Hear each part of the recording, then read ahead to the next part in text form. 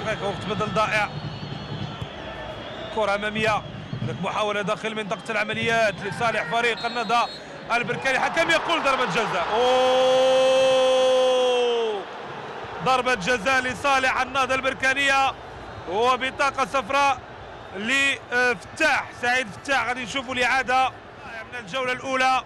شوفوا الإعادة، شوفوا الإعادة ل هذه ضربة الجزاء لأن الحكم ياسين الرامي هو اللي ارتكب ضربة جزاء في حق اللاعب أحمد السعمودي. المولى بالرابع في عملية التنفيذ.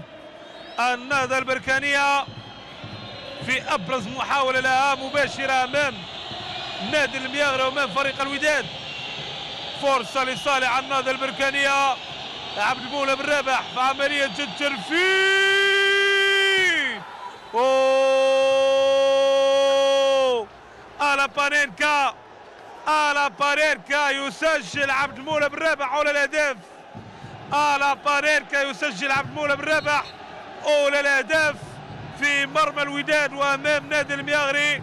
الهدف الأول.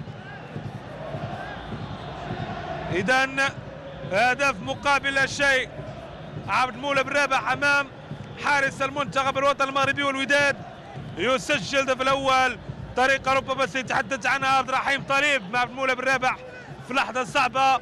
تنفيذ بهذه الطريقة أكثر من نقاش بين طليب أكيد وبالرابح، لكن على كل حال أو بالرابح عفوا، بالرابح كان موفق في عملية التنفيذ بطريقة بانينكا ويفتتح التسجيل.